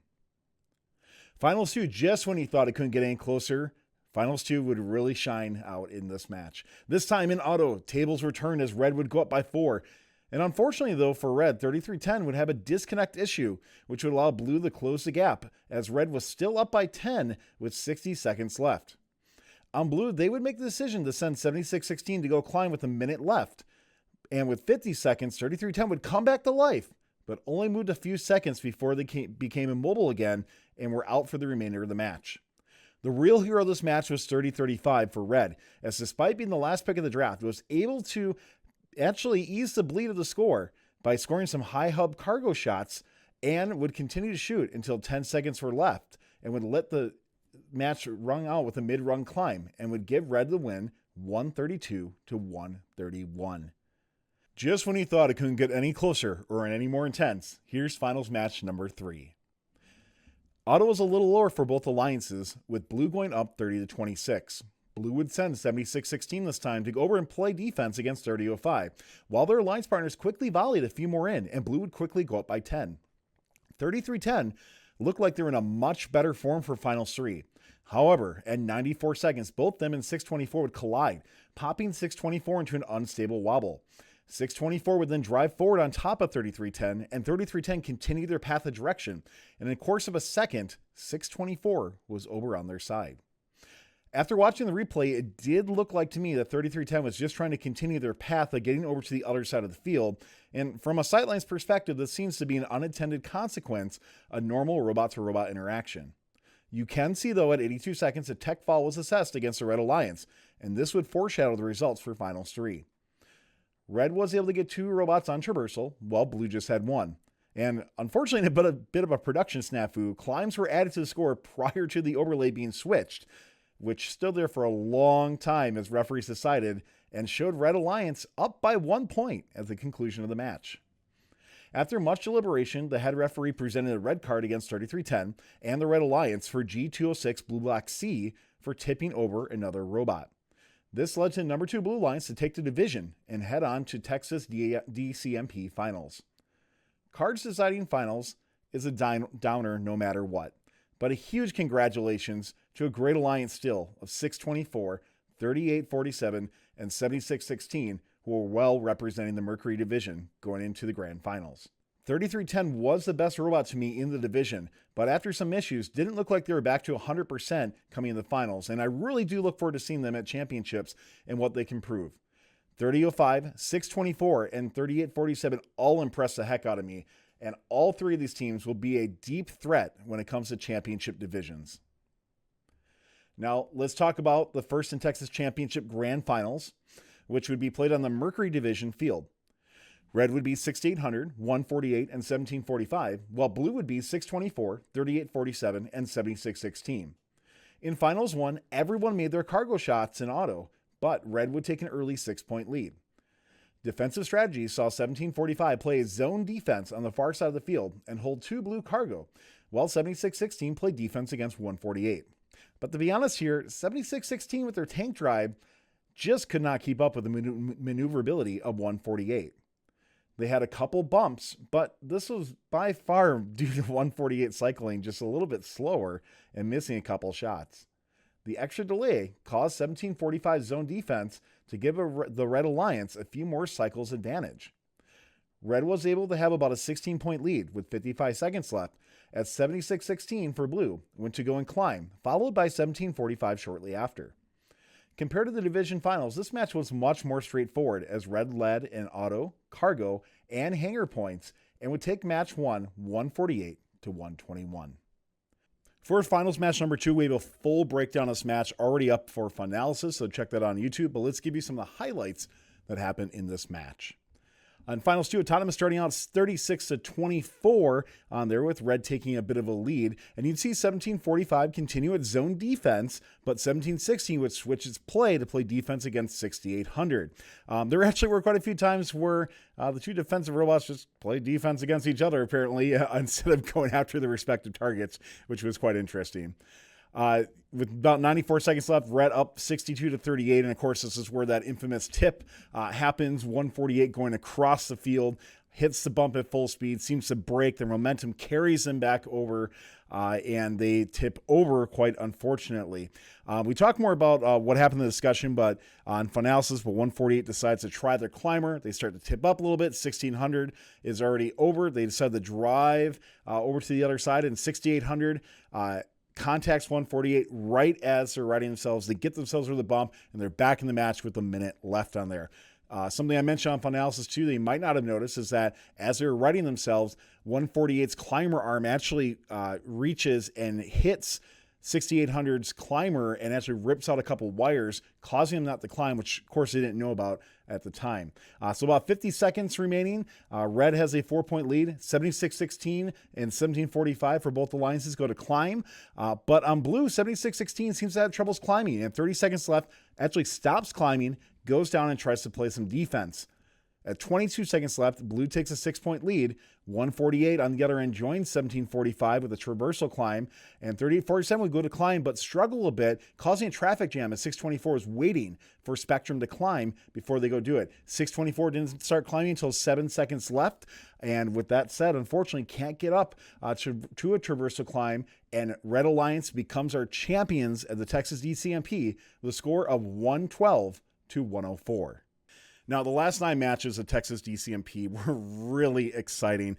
From a spectator's perspective, at least, I can guess the stress that happened down the field. You know, I have friends on team members of both those alliances, all 4 of the alliances going in the finals as well, too. And I feel for those teams. I know, unless you're the last 3 teams, that it does sting a little bit on there. But a sincere congrats to the winners, 6800, 148, and 1745.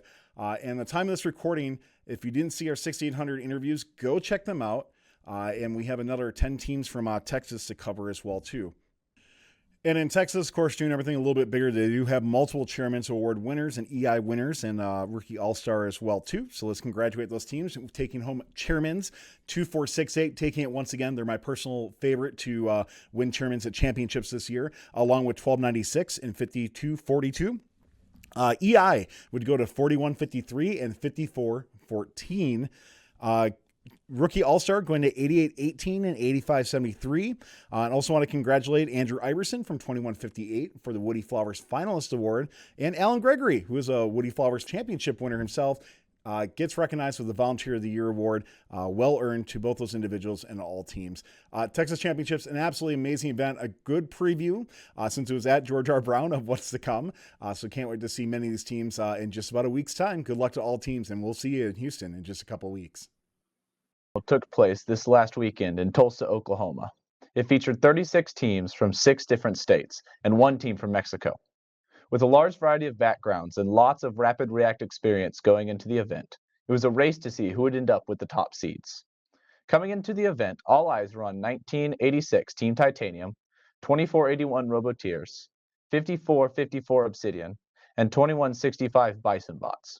4 teams that had already demonstrated playoff success so far this season. After 11 tight playoff matches, qualification matches, it would be the uniquely bumpered robot of 2481 who took the top seed. They would go on to choose 1968 and the rookies 8711 Midnight Ostrich Runners as their alliance partners. This powerhouse alliance of consistent, fast shooting and hard defense from the rookies would sweep their ways to the finals. The rest of the playoff bracket would end up fairly chalk, with the second alliance consisting of Captain 5454 and picks 2341 Sprockets and 5437 Rocky Balboa Bots, making their way to the finals in a clean 2-0, 2-0 as well. The finals match was set between 2 high-flying teams with amazing firepower. As the dust settled after 2 matches, it would be the first alliance with the combined shooting of 2481 and 1986 and their long-distance shots that would win the day. Congratulations to the first alliance of 2481, 1986, and 8711 on their event win and bringing home the blue banners, and to 5454, 2341, and 5437 on their finalist performance. A special congratulations also goes out to the Culture Award winners, especially 4735 Pinoles on earning the Regional Chairman's Award, and for 6424 Stealth Panther Robotics for winning the Engineering Inspiration Award. I would also like to shout out the Dean's List finalists from this event, Jake from Team 31 Prime Movers, and my younger brother Eli from 2718 Team OKC. Congrats, bro. Proud of you. Now, the Rocket City Regional took place in Huntsville, Alabama, and featured 49 teams from a shocking 13 different states, along with 1 international team from Mexico. With such a deep pool of teams from so many regions, there was a brilliant clashing of different play styles from the top teams. With a focus on some top performers so far this season, such as 325 Respawn Robotics, 364 Team Fusion, 1710 Ravonics Revolution, and 5484 Career Academy Robotics Wolfpack. Throughout qualifications, we would see both the Hangar and Cargo RP earned over many rounds, leading to a distinct effect on overall rankings, like has been seen in so many competitions so far this season. It would be Team 364 who would end up with the first seed after earning an astounding 3.70 ranking score, vastly eclipsing any other team in Huntsville. Their first seed alliance would be rounded out with the picks of 59 Ramtech and 3959 MechTech. Their strategy throughout the playoffs would consist of a triple offense approach, with a volley of high shooting backed up with double traversal capability. The first alliance would make their way to the finals, where they would face off against Alliance 2, captained by 6517 Snowco Robo and featuring 1710 Ravonics Revolutions and 6652 Tigres. With a strong offensive performance throughout the playoffs, supplemented with hard, shutdown defense by 6652, this second alliance grinded their way to a matchup in the finals. However, after two quick finals matches, it would be the superior scoring of the first alliance that would take the day.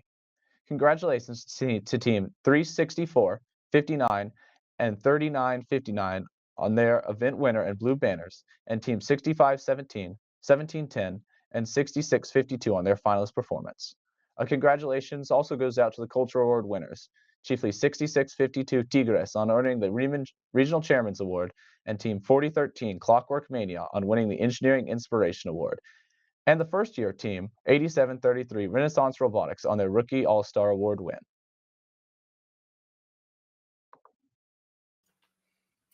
Thanks again, Zach. Before we get to our last region, let's bring back on our producer, Tyler, to talk more about our giveaway. Yeah, thanks a lot, Steve. We'll bring that up in just a second there. So our giveaway today is going to be from our friends at Rev Robotics. So Rev Robotics is giving away a $25 gift card to their site that you can use. And if you're interested in winning, all you got to do is type in the keyword Rev Does More. It is 3 words, or no, I'm sorry, 1 word. It sounds like 3, but it's 1 word in there. Rev Does More. We just put it in the chat. Type that in. That's your opportunity to win. You need to be a subscriber, or not a subscriber. Man, off on myself today. You do need to be a follower in order to win, and our subscribers get extra luck. So good luck to everybody, and thanks again to Rev Robotics. Also want to give a big shout out to our friends at Stryker Careers for keeping fun, loud, live, and independent. Hey, you all know about Stryker, right? It's a place that if you're looking for an awesome place to work with the leading medical manufacturer that has positions all around the world, including co-ops, internships, entry-level, and senior-level positions, go check them out at careers.stryker.com. Hey, I just typed in engineer actually, and 500 positions available, hybrid, on-site, remote, whatever works best for you. They have a position for you out there. So go check them out. Once again, careers.stryker.com. Thank you, Tyler, and thank you, Stryker. Our final region of the night, we have our West region. And up first, our featured event, the Pacific Northwest 1st District Championships. And Alex is here to break it down. Alex, how'd it go?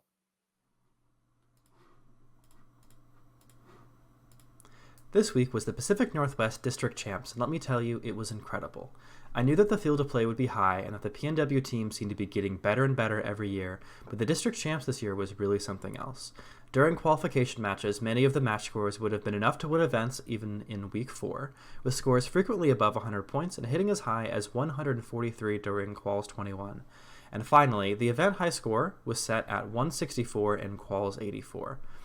During the qualification matches, rankings were very close, swapping out even at the last minute. Average ranking points for each team were microscopically close together. But the champions of every event that they've attended so far this year, Team 2910, Jack in the Bot, came out on top and the number 1 seed after qualifications. Following close behind was my dark horse pick from last week, 2976, the Sparta Bots in second, with 2471 Mean Machine in third, and 2147 Chuck in fourth. During Alliance selection, 2910 chose the number 6 seed, 4911, as their first selection, and 3218 Panther Robotics as their second. Their second seed Alliance, 2976, chose number 11 seed, 2046 Bare Metal as their first pick, with 488 Team Xbot as their second selection. During quarterfinals, it was expected that the first alliance would have no difficulty making their way to the next round, but after a red card for damage from the frame perimeter, the first seed alliance was taken to a third match. They managed to win the third match and progress to the finals, but each match was pretty close. Unexpectedly, the number 4 alliance, captained by 2471 Mean Machine, was eliminated in the quarterfinals with some incredibly close matches. During the semifinals, the number 4 seed alliance had some great defense, effectively defending against the scorers in the first seed alliance in 29-10 and 49-11. And while the first semis match was close, the second, the Soda Bots, at 25-57, died about a quarter of the way through the match, which allowed the first alliance to easily take it. On the other side of the bracket, the number 2 alliance faced off against the number 6 alliance, and after some particularly aggressive defense from 488 and 3674, the Red Alliance was able to win and advance to the finals. Now then, the finals were set. It was 29-10, 49-11, and 32-18 on Red, and 29-76, 20-46, and 488 on Blue. And in match 1, the Red Alliance was a thing of beauty, scoring 98 points before the end game, and getting an almost perfect climb of 2 traversals and 1 mid. The Blue Alliance had some issues from the defense of 32-18 Panther Robotics, and after a rare missed traversal from Bare Metal, Red was able to take game 1 without much of a problem. In match 2, Red tried the same strategy and was able to effectively shut down 29-76 for most of the match. 20-46 seemed to have some issues with their intake and had to switch to playing defense for most of the match, which meant that most of the scoring had to come from 29-76, and they were just not able to keep with the scoring of 29-10 and 49-11, powerhouses that they are, allowing the Red Alliance to take match 2 and the event win. Congrats to all the teams that played this weekend. I'm honestly so impressed by the quality of the machine that I saw this weekend.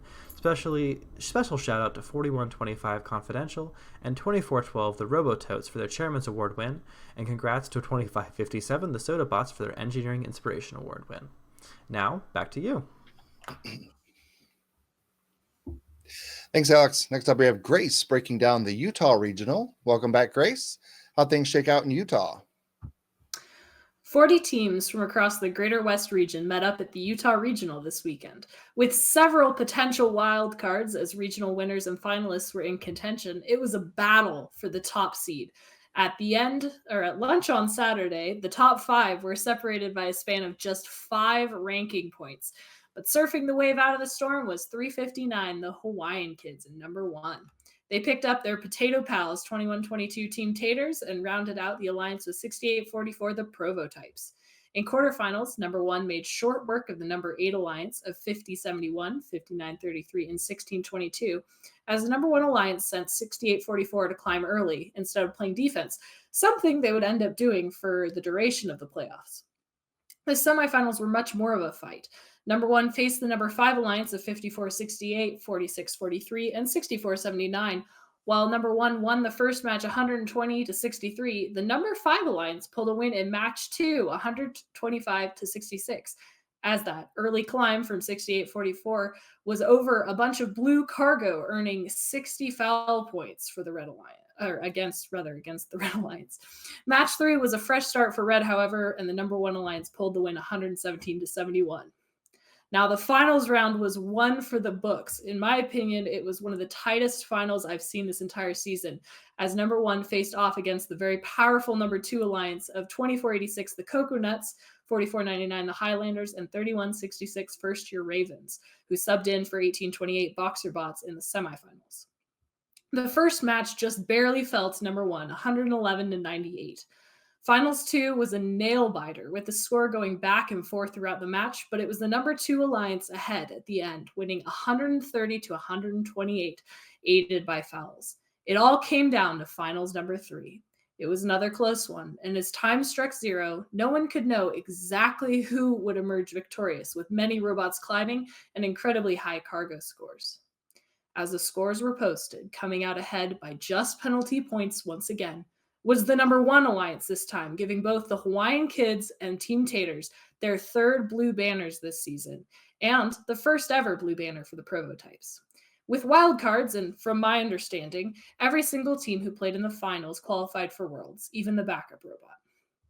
There was a little bit of monkey business, but in a good way, in the Culture Awards as 846 the Funky Monkeys walked away with Engineering Inspiration. And another happy ending, despite 3 heartbreaking finalist finishes this season. 2486, the Coconuts didn't walk away without a blue banner this season. They took home the double gold silver cling bling with their Chairman's Award win for going nuts with their outreach and first program support. All right, back to you, Steve. Thanks, Grace. Finally, let's bring in Aiden to report on the Silicon Valley Regional and the Aerospace Valley Regional. Aiden, welcome back, my friend. How things go out in the Golden State? Well, things went great out here, Steve. California's last chance event started at San Jose State University this weekend, where 59 teams looking to cast the last Amtrak to Houston would all play in the San Jose State Arena. Some of the top contenders loading in were 254, the Cheesy Poofs, and their Sacramento winning partners, 1678, the Citrus Circuits, as well as San Francisco winners, 604 Quicksilver, and San Francisco finalists, 971 Spartan Robotics. These heavyweights kept trading blows for the number one position, combining cargo rankings and traversal climbs to boost their way to the top. Ranking in with an astounding 4.0, man, I wish that was me in high school, was the undefeated 254, who went for the back-to-back with the also undefeated 1678, who had only dropped one cargo ranking point over the entire event. These two would also opt to take 7419 tech support along. 971 managed to snatch the number 3 spot over former rivals 604 Quicksilver with respective ranking scores of 3.66 and 3.33 respectively. Path 144 to 124. Congrats to 254 on keeping their Silicon Valley win streak, 1678 on the gold silver cling bling between the regional win and their first ever engineering inspiration award, and 7419 on their first blue banner. A huge shout out as well to 8793, the Pumpkin Bots, as well on their rookie all-star win. I'd also like to extend some more personal congratulations. Firstly, to Dean Mola from Team 1967, the Janksters, who won the Woody Flowers Finalist Award after 14 years of mentoring our team. He's been one of the greatest co-mentors a guy could ask for, and someone students and mentors alike are always learning from. Secondly, to Team 4159, Cardinal Robotics, my alma mater team and First Updates Now gaming tournament partner, who won the Chairman's Award at the event. Congrats to all the teams, and we hope the mad dash to Houston is successful. For the Aerospace Valley Regional, SoCal's final opportunity would take place in Lancaster on Friday, where 35 teams fought like hell to get their tickets to Texas. 12 matches per team made this a test of endurance, proving who could stand at the top. Though the majority of matches barely broke 60 points, a few teams were consistently getting up around the 100-point mark, namely 44-14 High Tide, 36-47 Millennium Falcons, and 51-99 Robot Dolphins from Outer Space. Up on the pedestal would be 51-99 ranking first, with an average of 3.16. Next would be 36-47 in second with 3.08, and third went to 44-14 at 2.83. Robot Dolphins had confidence that High Tide and 55-26 T-Cats from Torreon, Mexico were the partners for them, while Millennium Falcons grabbed 1538 the Holy Cows and 69-89 Kaiser from Istanbul, Turkey.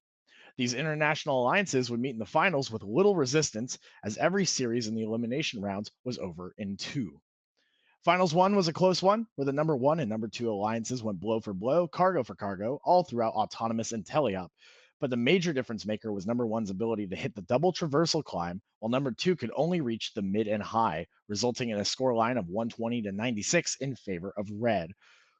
Originally, it seemed like number 2 might be able to bring things back in their favor with some strategic changes and adjustments to their approach, but it was not to be, as the score went approximately 105 to 77. At least that's how it appeared it would go, until the Blue Alliance received a red card for multiple cargo possession, rubbing salt in the wound. I've actually included the timestamp for this.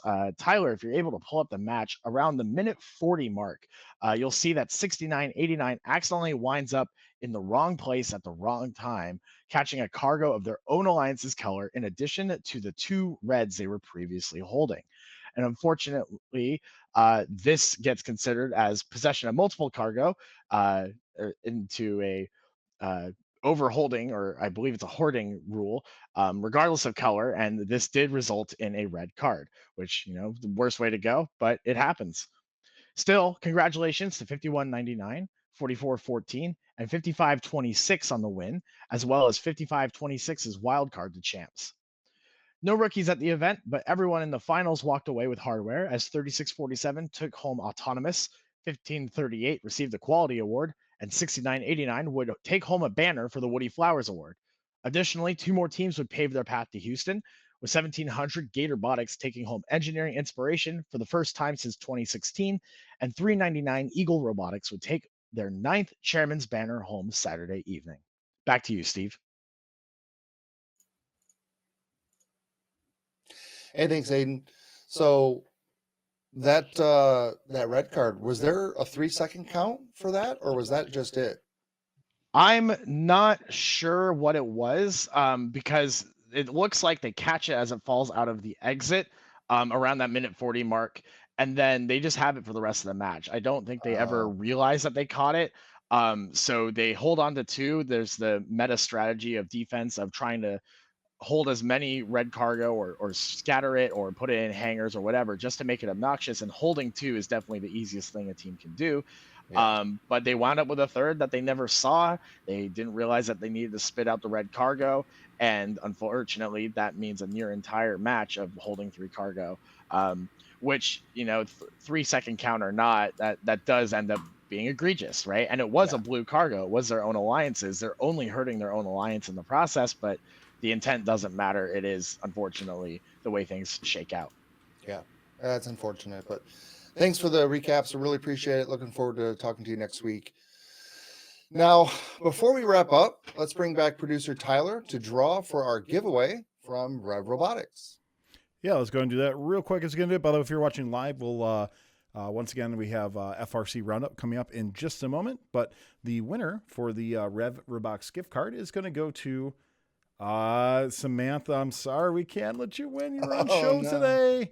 So it's going to be Xylorath. Congratulations, Xylorath. You have won. Lots of rigged emotes because the first person who drew it for, clearly we rigged it for that person. And thanks a lot to Rev Robotics for the giveaway. All right. Thanks to Rev Robotics. Thank you for tuning in to FRC Recap for Week 6 of the Rapid React season. If you're watching live, stay tuned for FRC Roundup for our open table discussion on Rapid React for this week and beyond. Special thanks to all those who clicked that follow button or stepped up to help fund with a Twitch subscription or donation. Your support really helps us continue to make great content. Don't forget, you can watch FRC Recap archived at youtube.com/firstupdatesnow. On behalf of producer Tyler Olds and all of our fun correspondents, I'm Steve Londo. Thanks for watching, and good luck to all teams competing in Week 7 and those getting ready for Houston Championships. We'll see you next week on FRC Recap. Thanks to Kettering University for their support of this video. Did you know that over 30% of the student population at Kettering University was in high school robotics? These same students have received a portion of over $7 million in robotics scholarships from Kettering University. See why so many in FIRST chose to go to Kettering University at kettering.edu. Thanks to Stryker Careers for their support in this video. Apply the skills you gained as a FIRST student or mentor and help change the world at Stryker. Stryker is the top career choice for many of those in FIRST because of their commitment to innovation and saving lives. Learn more about the incredible culture at Stryker and view their thousands of positions available around the world at careers.stryker.com. Don't forget to like, subscribe, and ring the bell to stay up to date on our new videos. Keep the conversation going and provide your input to our content. Watch our live shows at twitch.tv/firstupdatesnow. Join our Discord at discord.gg/firstupdatesnow and check out Fun FTC on Facebook, Instagram, and Twitter, and First Updates Now on Facebook, Instagram, TikTok, and Twitter.